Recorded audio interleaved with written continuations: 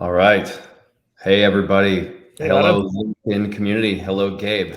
How are you? Good to see you. Good to see you. We were So, locked away for a full week last week. It's so strange to be apart from you.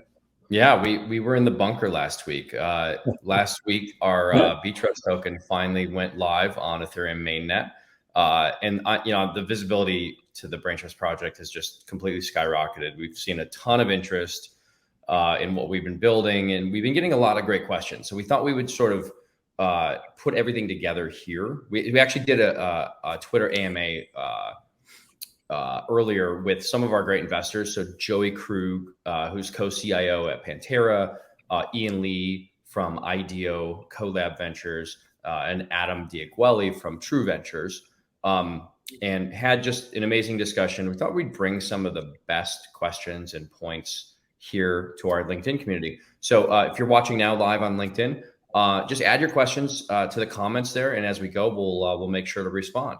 But Gabe, you want to dive in to our first one? Cool. Yes, I mean, I think a great starting point, and one of the questions that obviously we get asked often is like, how is Braintrust different from essentially talent marketplaces like a TopTal or an Upwork or a Fiverr? Maybe you could handle that one, Adam. Yeah. So we actually, I mean, the core difference is those networks charge their users big fees. They are for-profit corporations, and they make their profit by extracting a fee out of every transaction, and that's their revenue and profit. So that's how TopTal, Upwork, Fiverr, and staffing firms like Accenture and many others work. Braintrust is literally the opposite of that. Braintrust is a user-owned and controlled network. It's a nonprofit. It charges zero fees to its talent, a flat 10% fee to clients that just help pay the bills for whichever company brought that business to the network. And it's meant to basically like replace the middleman with software that takes that value that's extracted by for-profit companies and gives it back to its users. I liked one of the answers Joey had here. Joey said, other marketplaces are run by rent-seeking businesses in the middle with little to no say by users versus Braintrust, which is owned and controlled by token holders themselves.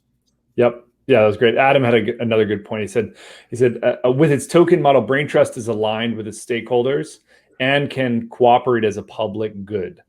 This means all participants are incentivized to work together to make the network more useful for everyone that controls it and runs their businesses on it, right? Yeah, great points. Very succinct. Yep. Second question here. Do you think Braintrust can coexist with top recruiting agencies? Yeah, I mean, I think the answer is probably we'll see, right? The fundamental belief here at Braintrust is that historically both like enterprises and talent have had huge kind of fee extractors kind of sitting in the middle, either marking up talent to the client or taking 20, 30, 40% out of the transaction from the talent side. And so, our fundamental belief is like we want to enable people to go direct. I think there's going to be a lot of places for recruiters and folks like that to participate in the network, either bringing more talent or bringing more clients to the network. And I would say that like the people that are at risk in this model is networks or organizations that extract disproportionate rents from either side, so clients or talent, or don't share any ownership or governance with them.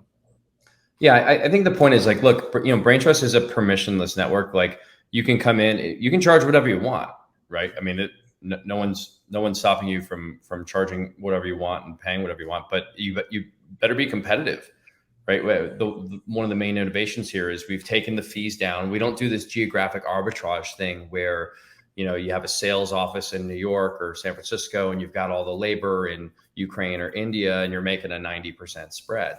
That's just that's not competitive on Braintrust because we've got the folks from all over the world as direct talent on the network representing themselves at their own market rates. So you can charge whatever you want. You just better be competitive or you're not going to get it. Like true global market rates, right? I think this has a potential to be an incredible leveler.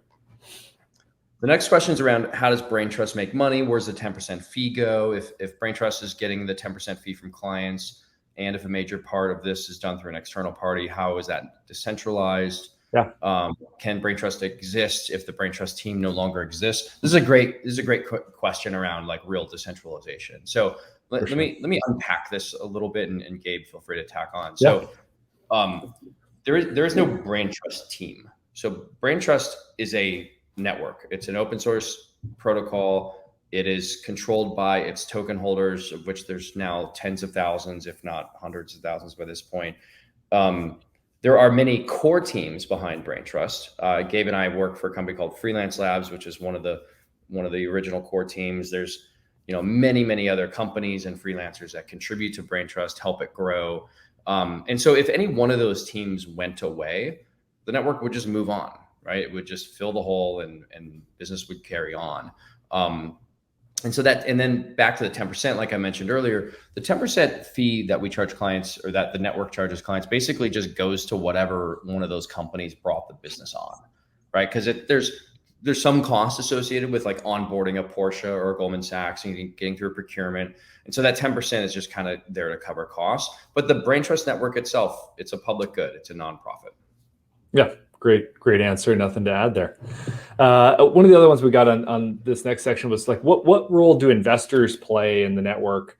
How do they keep contributing to the network? And like, how do you ensure that the network, the incentives remain aligned, and kind of like owned by its contributors versus, the classic thing in Web 2 where these things essentially become owned by the investors. So how does Braintrust avoid that? Yeah, so I'll quote actually one of my answers, and then maybe you can do Joey's. Joey's was better probably, but I mean, look, my point was like, look, we spent the last 3 years building the network for us, the talent, and giving many tokens to those talent. Minimal capital was raised, and the hope here is that governance keeps the rules in favor of talent and doesn't ruin the network and make it extractionary. And it's actually like interesting game theory, right? Like someone asked on Discord once, like, what if some hedge fund types like went and bought a bunch of tokens up and got it, try to get a controlling interest in the network, and then started proposing things in our governance portal that were super extractionary, like, hey, let's raise the fee on talent from 0 to 25%, and then let's have we token holders or investors or whatever keep that 25%. That could certainly happen, right? I mean, it's a decentralized network. Anyone can propose anything at this point. But if you play that out, if you made Braintrust really unfriendly for the talent would simply leave, right? And then when the talent leave, the clients leave, and your network's worth nothing. And so you're like, you're taxing nothing now. And so you essentially destroyed the network. So we're hoping, like, we have incentives closely aligned now. We're hoping the community keeps them that way. Absolutely. I'll respond with, like, Joey as an early supporter. His perspective, he says, we own tokens in the network itself. We don't own any shares in the company. The role that we will play is one of helping provide feedback on the design of the Braintrust network, participating in governance, and long-term possibly using some of our tokens to benefit the rest of the portfolio as actual users of Braintrust if feasible. Well said. Yeah, absolutely. We got another question, which is, I think this kind of narrative of like people understanding Web 2 marketplaces and this shift that's occurring right now from Web 2 to Web 3. And a question came in and says, what's the difference between Web 2 and Web 3 marketplace? And is Braintrust the first Web 3 marketplace? You want to take that one? Yeah, for sure. So, first, the difference is, I think it's pretty simple at this point. Web 2 is corporations extract money from their users. Users don't control anything. Web 3, corporations are replaced by a blockchain network. Users get all the control and keep the value they create. But by corporations, hello, ownership economy. Yeah. We're definitely not the first Web 3 network. I actually think Joey from Pantera started Augur, which is a betting prediction marketplace back in like 2016 or 2017. I actually think that was literally the first Web 3 marketplace. Yeah, I remember that. Yeah, and just another kind of take on that. I thought that was a great explanation. One of the ways that I've explained it is kind of like fundamentally, like the difference comes down to value and control. Web 2 is essentially about value extraction in the form of fees or a take rate, and essentially power concentration, right? Web 3 is about kind of value distribution and power decentralization. So I think that's oftentimes the way I explain it. Ian had an interesting perspective as well. He was talking about Ian from IDEO Collab said Web 2 marketplaces were designed for efficiency, scale, and shareholder value through centralized software. Web 3 marketplaces are designed for equity, quality, stakeholder value through decentralized software. Yeah, that's cool. Yeah. I'll read one from Adam. This is Yeah. Adam Digwelly from True Ventures. Human cooperation is the base of all economic activity. New technology has historically improved the quality and efficiency of our work together, which drives economic growth and improves quality of life for everyone. Braintrust is the first bridging the traditional world in crypto, but I think we'll see many more traditional marketplaces adopt this model as how it can fundamentally change traditional marketplace KPIs. The first major wave of DApp adoption was in finance, which is DeFi, projects like Uniswap, Aave, DFX, FutureSwap. Second major wave of DApp adoption was related to art, collectible NFTs, art blocks, OpenSea. Over the next few months, we'll see an explosion of activity of the model developed for DeFi plus art and brought to other markets. Yep, absolutely. I'm going to move on to the next question. Sure. By far the most popular question is how can I get my hands on the BTRST tokens? When Moon? Yeah. When Lambo? Yeah. Yeah, I mean, obviously this is a pretty popular question lately. Listen, the simple answer, and this is why we designed it this way, is for people to actually earn them, right? So anyone can show up in the network. People can join Braintrust as a connector, and then they can share their unique referral code with either clients that need to hire highly skilled technical talent, or talent that wants to join. And then when they transact, you actually can earn, up to 1% of the transactions paid out in BTRST sent programmatically to your wallet. And like that's really the magic, is that the people that come and contribute and help to build the network are the ones that earn BTRST by doing so. Absolutely. Yeah. Next question: what's the future marketing strategy of Braintrust?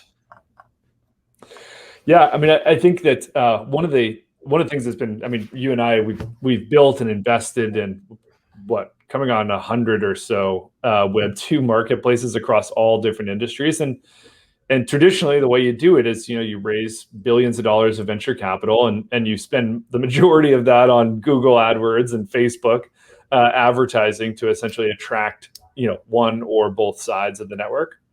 And I think that's been some of the magic here is like still to date, like we've never spent a penny on any paid advertising.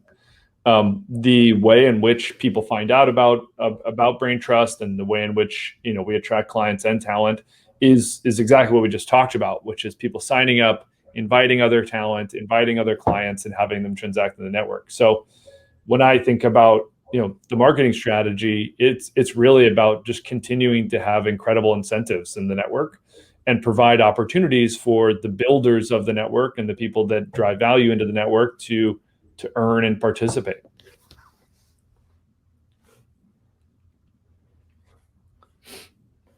Let's see here. Another question was, is there any reward for BTRST token holders? Yeah, this one, very common question we get. So BTRST is the main governance mechanism for our network. Anyone who holds the token can propose changes to the network, rule changes, upgrades, advancements. And we're also rolling out other features like bid staking, which helps you win more business on the network. But the short answer is control. More tokens equals more control over the network where you make your living. Great. This next one here struck a chord. Yeah, we got some cool answers here. Do you think all marketplaces will someday be owned by their users? What are the benefits of this model? I'll start with my own answer just because I'm alphabetically here. I said I think they damn well should be. Imagine how much value will be returned to the users, i.e., drivers and riders, restaurants and dashers, talent or clients, when all high fee marketplaces are replaced by user-owned networks. I think the next great economic disruption is powered by crypto. Simply. Yep. Yeah, I mean, I think that my thing is always like when you zoom out, right? The answer is pretty simple. Like looking at a really short time horizon, it's always hard. It's really messy. There's a lot of noise. When you zoom out, the answer is actually pretty simple. Any network that extracts disproportionate value from their users and does not share that value or share control with their users will be susceptible to this new model of, low or zero fees and value distribution and governance distribution. And so I would say like any network that operates like a dictatorship or where they systematically take value from their users will be susceptible to this new model. Which category happens next? I don't know exactly, but I think if you look on a long enough time horizon, it is going to happen. The incentives are just too strong. For sure. Adam had a good point. Adam Diagueli also had a good point. It's not just marketplaces probably here. It's any activity that involves individuals working together toward a shared common goal. So that includes new types of media companies like the Bored Apes meme that's super popular. Shared interest in public goods like lobby lobsters and so much more. Adam's always out on the cutting edge of this. I have to learn about these things from him. Ian had a kind of cool perspective. He says, all software-enabled marketplaces will eventually become user-owned via blockchains. It's better for users, obviously lower fees, more agency, more control. And because it's better for the users, user-owned marketplaces over time will outcompete most centralized marketplaces. Absolutely. I think Joey tacked on here too. The main differentiating factor between those where this is possible and those where it's not is the ability to handle dispute resolution at scale, no centralized party, plus products that have minimal pain points is the other scenario where it's unlikely to happen. So I think SaaS, the point he's making here is like SaaS is probably relatively not disrupted by this, which I think is an interesting point, right? It's like if you have a great SaaS product and the software just kind of does the heavy lifting and you're happy to pay for it, like there's probably like no need for user ownership there. I think that's a good point. Yep. Yeah, absolutely. So let's talk a little bit about like what does the future look like for Braintrust, right? Like what's Braintrust's end game, Adam? Well, I mean, the mission, you and I started out with from the beginning was to spread economic opportunity more equitably around the world. And I think we're off to a nice start there. I know that mission hasn't changed for me. Hasn't changed one bit. I with every passing day, I feel more and more confident that kind of big vision that we set in the beginning is becoming a reality as we have now people across 127 countries, right? And we see people like Kartik, who like in the first 9 months of this year has earned $212,000 on Braintrust, right? Like those are the things that really light me up is those stories about, people unwinding out of traditional corporate jobs, doing work they love on their own terms. And guess what? Actually earning more than what they earned in this kind of like full-time environment. Yeah. I mean, look, I think our team, like our little team freelance and maybe some of the other core teams we work closely with, like, I think it makes sense. We'll probably stay working in IT outsourcing for Braintrust. I've talked to other teams that are interested in getting into categories like accounting or paralegal or, any type of like knowledge worker consulting, right? It doesn't have to be IT. Braintrust could naturally extend to. And so let's hope the network gets adopted by those kind of categories. Yeah, Joey had a good comment on this. He says, internet marketplaces have shown the ability to unlock talent and hidden economic value. Human talent is one of the largest sources of value we have in the world. Connecting talent to opportunities is a huge and important problem to work on and increase the quality of life globally. Cool, man. Well, that was fun. I'm glad we got to do this on Twitter and LinkedIn. As everyone knows, LinkedIn's my favorite social network. So that's all for today. Thanks everyone for tuning in. Feel free to drop any questions in the comments. Stay in touch. Follow us here. Ping us here. Join our Discord, which will drop in the comments below. We have a unique Discord link that we got from a Turbo Nitro Boost. Thanks everyone for joining us.